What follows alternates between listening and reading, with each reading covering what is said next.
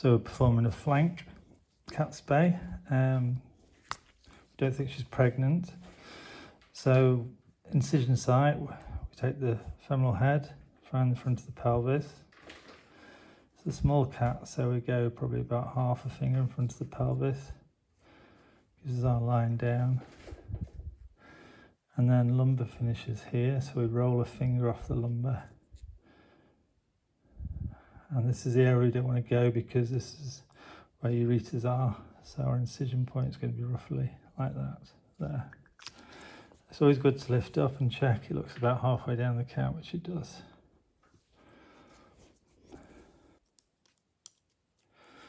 Okay, I'm using a number 15 scalpel blade.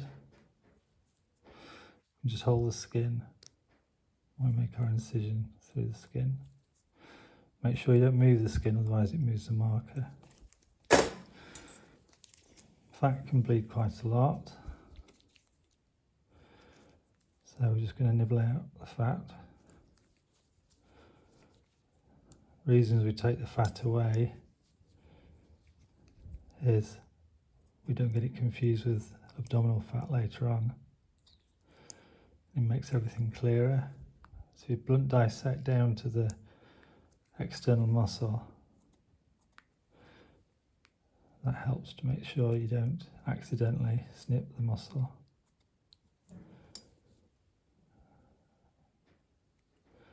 Surprisingly, it's got quite a bit of fat.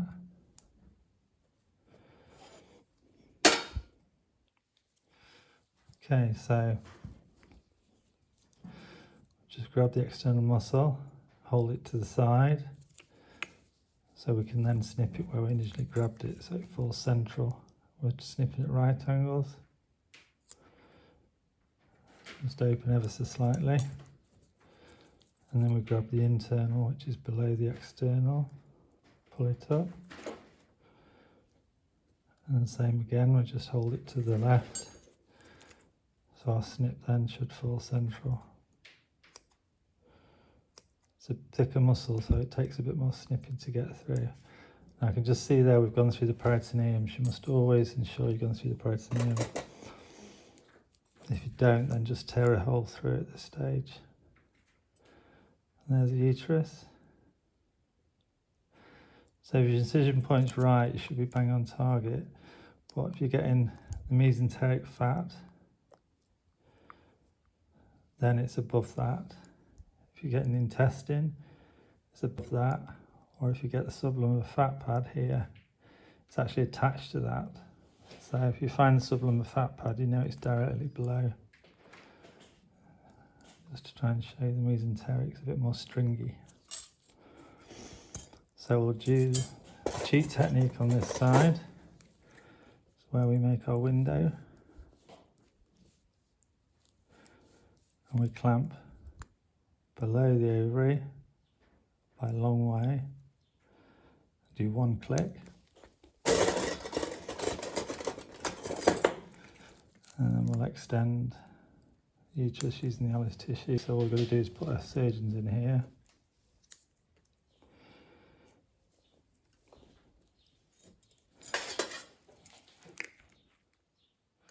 So we're using 2 metric, 3 knots, PGA, multifilament. Nice and tight. So we've done the surgeons and then about 6 ones after.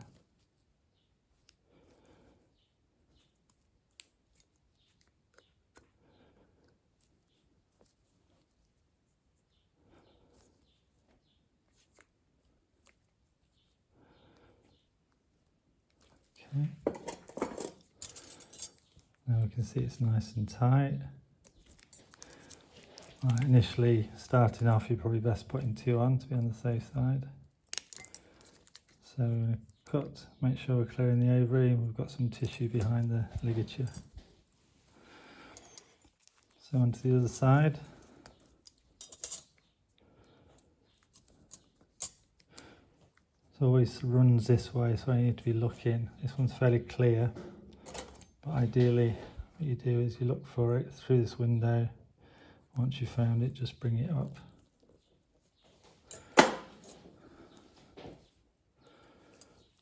There's our ovary here. So we're going to do the non-cheat technique here. So I'm going to use a larger clamp. I'm going to push down, click. Got some skin caught in it, so release that skin.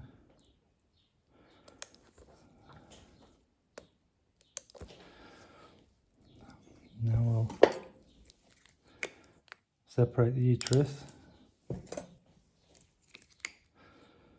2 clamps, cut between, and then our ligature is going to go below this clamp here. We've still got skin caught in it. There we go. So, again, we use the surgeons. You don't really need to use millers and cats, pedicles. The important thing is to roll it over like that. Keep it rolled over. That stops it getting caught on the body wall when you tie.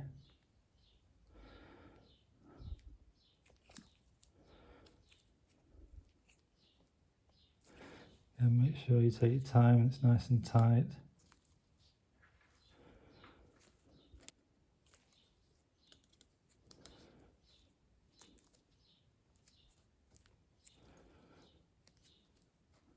Okay. Snip our tails. And then, for example, if you wanted to do 2 ligatures, we would just raise that clamp a little bit more. Actually, there's probably not much room, but anyway. And then wrap it the opposite way. So we're tying on this side here. It's going to tie very close to the first one, but it doesn't matter because really all you're doing is having another go at closing it just in case the first one wasn't tight enough.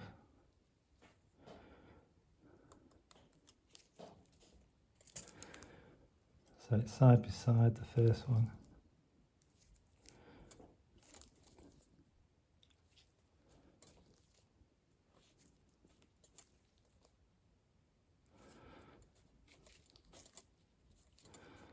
So 6 ones.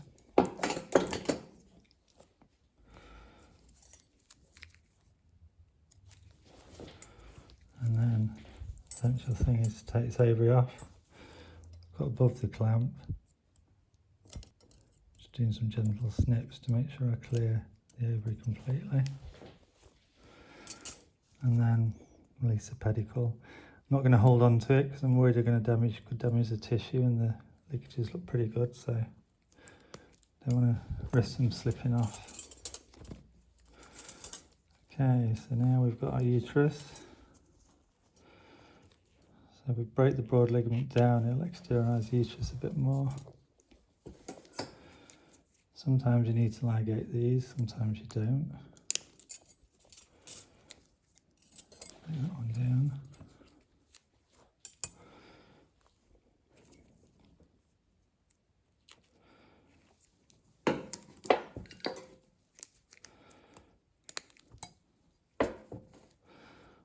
What I'll do is we'll just ligate them just for safety.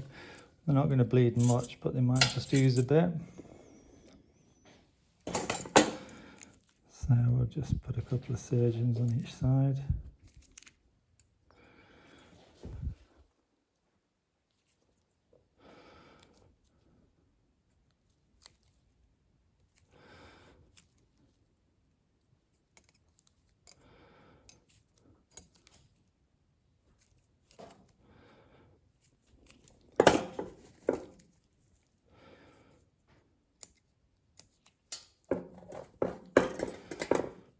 The second one on this side.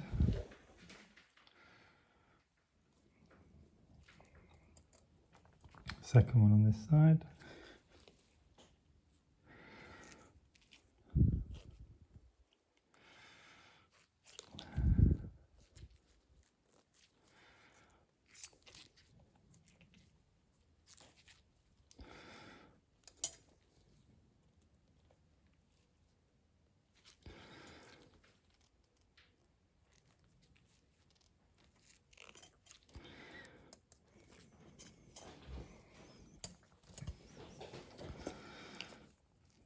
Stick the tails.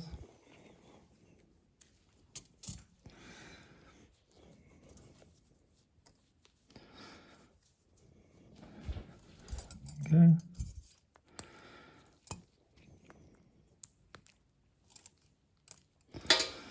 And we'll just see how much this uterus will now come out. Yeah, so doing those broad ligaments has helped exteriorise the uterus a bit more. So we're going to go, things like that is just vessel engorgement, don't panic, but it just shows you how much the vessels can engorge.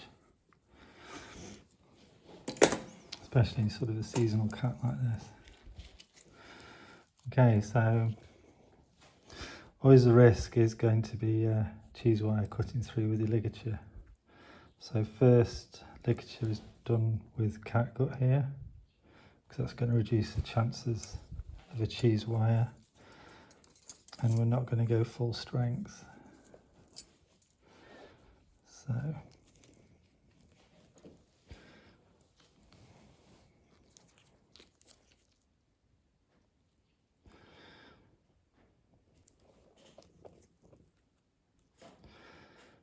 we'll tighten it, but like I say, 90% strength probably.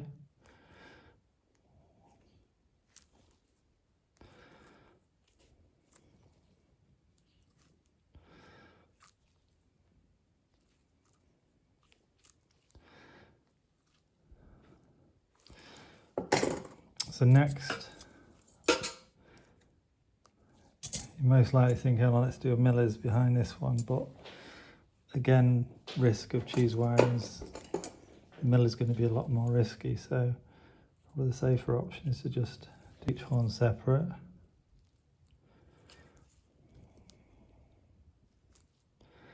And go a little bit stronger. See the blanching we're getting.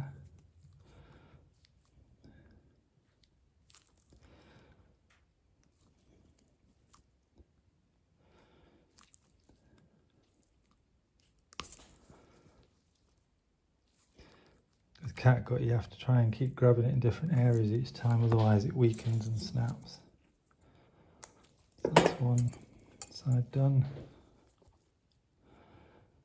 The other side.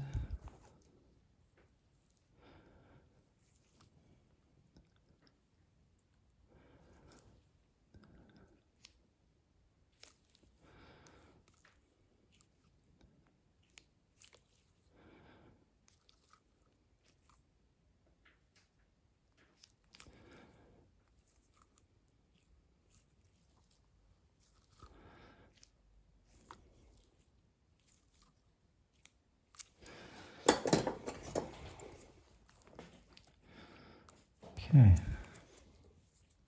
so now we're just going to cut off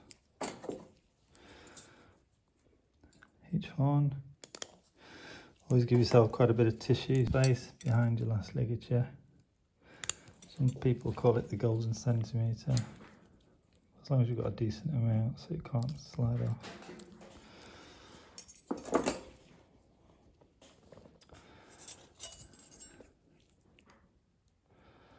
The uterus just tends to sit there, so it gives the opportunity just to check there's no bleeding. So we'll nudge it in.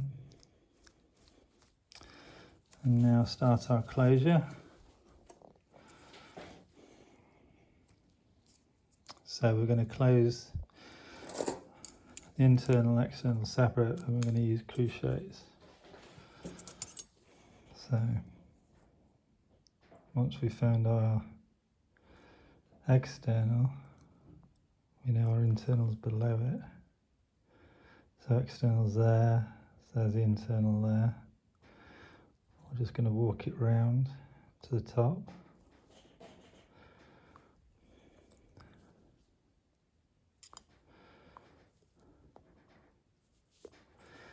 And get a nice chunky bite. One side and across the other side.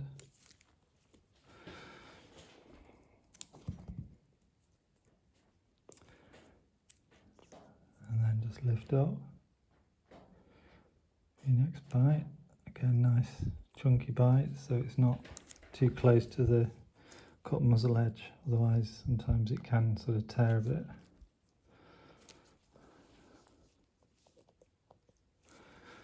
And always make sure it's snug, not tight.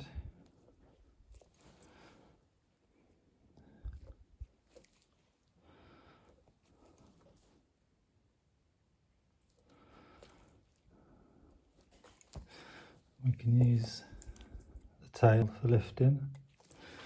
Sometimes at this point it's good just to check you have not got any of the external caught in it, which we haven't.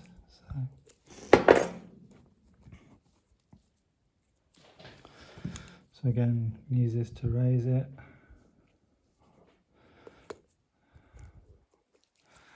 And usually snip this off to stop confusion now. We'll just repeat what we just did, pull it through, raise it.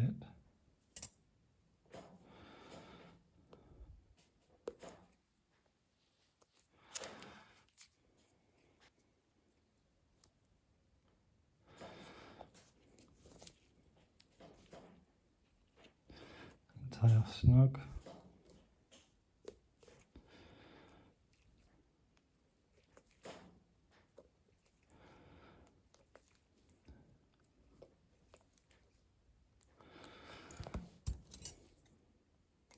Tail. Tend to find the Neuter 3. The muscle hold always seems bigger than what you initially made. So you'll sort of stretch a bit during the procedure.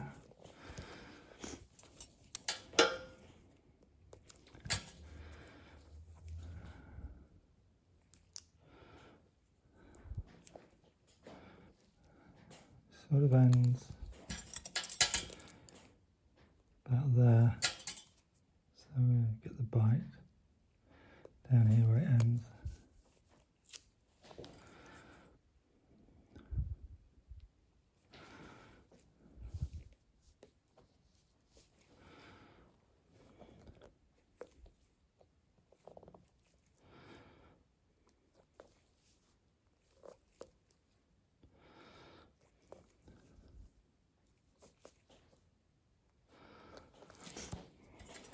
So that's our internal done. Now onto the external.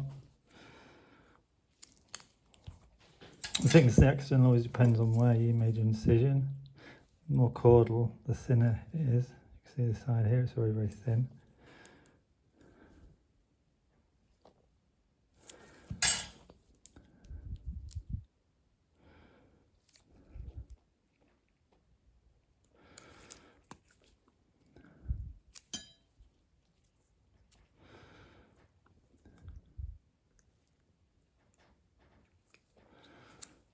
And it'll always look dog-eared when you close it, unfortunately.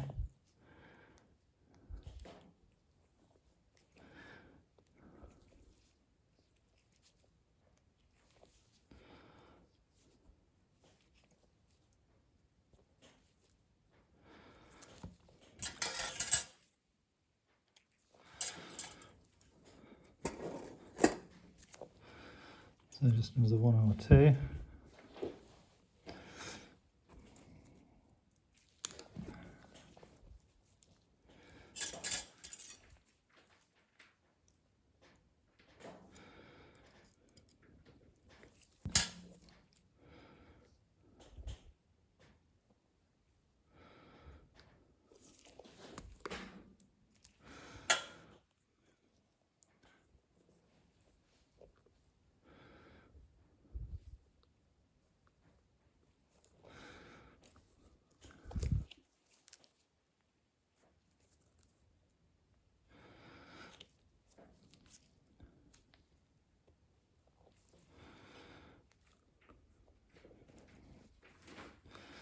Okay, so that's our external closed.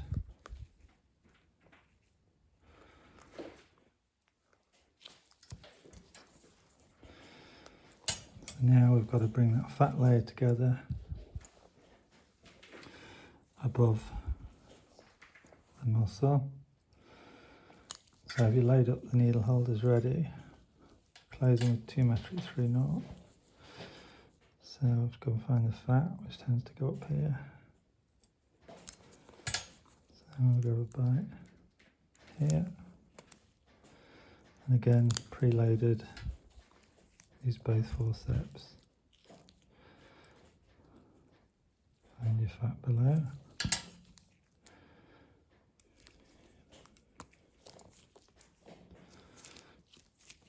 Tie off with the surgeons.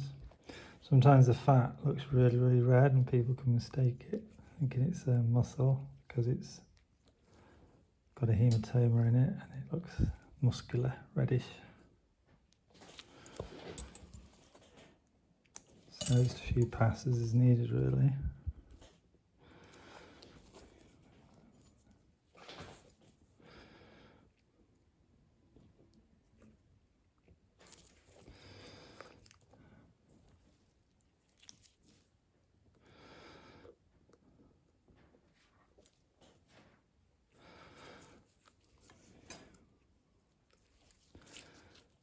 I'll probably just close it there.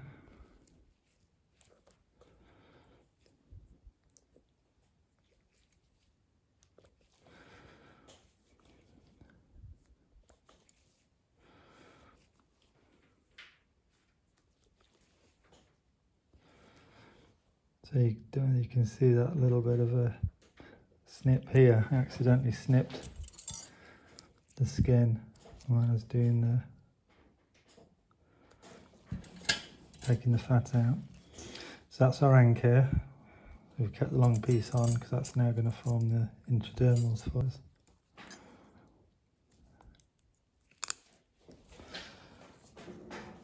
So I'm just going to go sort of subdermal area, coming out intradermal position, the end there.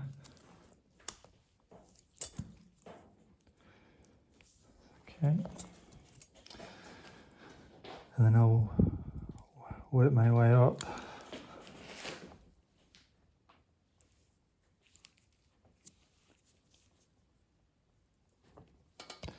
Some people call it transdermal, which I think sometimes a better description because you're just going through the skin sideways. Don't want to go too low. You want to be just in the layer of the skin.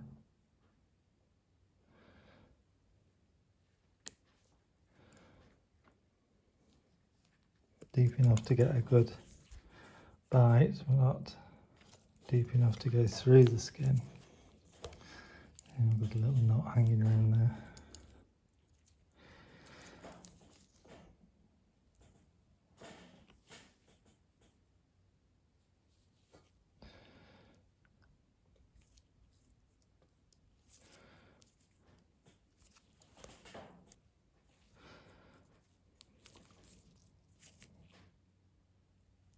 Side. Use your rat tooth to stretch it and roll it. Use the tension, otherwise you're never going to get that needle through. See, that's gone through, so I'll have to come out. Once you go through once, it always wants to do the same again. So I'll try a less ambitious bite. Through. Yeah.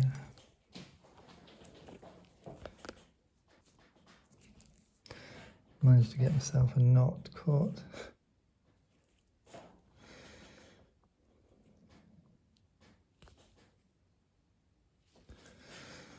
We can actually show you how to get around that. So unfortunately we've got a knot caught here, so I'm actually going to go back, take another bite, there's the back, so it hides that knot. See how it's hidden now, and we can just continue. So just took a bite, there's the back on the side.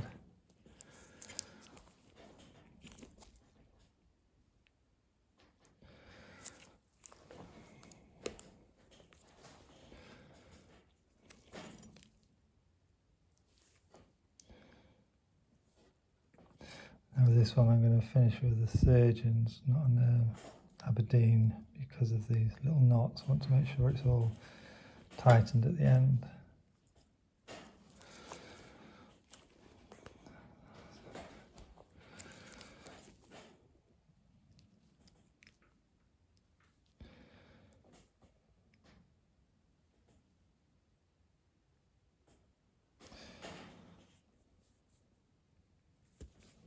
Okay, it's not gone through, so I'll probably use that to tie.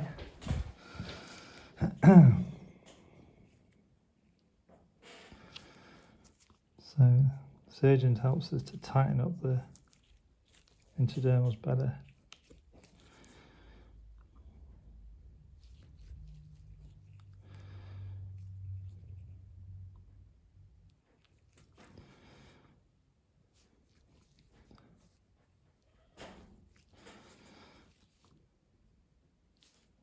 Okay, I'll just snip the loop off, and then we want to bury all of the knot. Very important, it must bury. So you're probing around,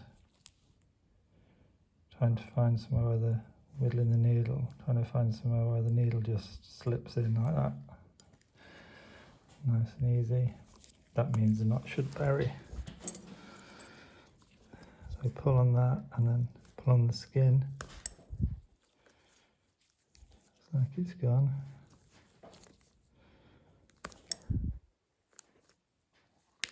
There we go, definitely gone. So that's our closure. What we see here, we've got this little gap. This came from when that weird knot formed and we sort of kept going. So just to show you how to close up a small gap. So we call it an intradermal mattress, so just go through one side intradermally. A nice decent bite.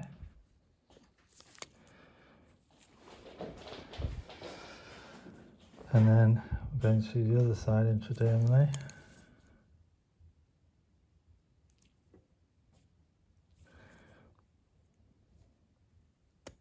Nice decent bite without coming through. Doesn't seem strong enough, that one, so it's going to go again.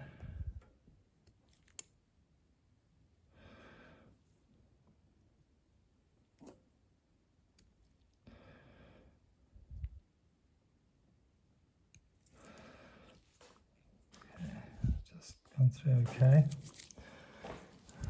So then we just tighten this up.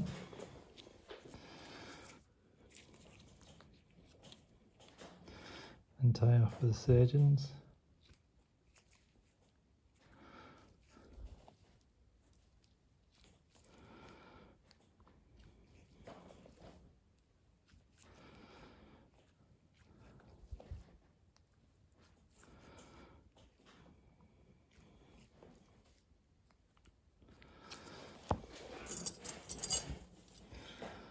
Snip the tail off. And again, we need to bury this. So again, you're just really trying to find somewhere where it just passes through very easily. So you just probe your needle around where the knot is. I just went in and slipped into that little bit there. So it should bury because it just slipped in. If you're forcing your needle in, it's not going to bury. You need to find an area where it just sort of slips in. There we go.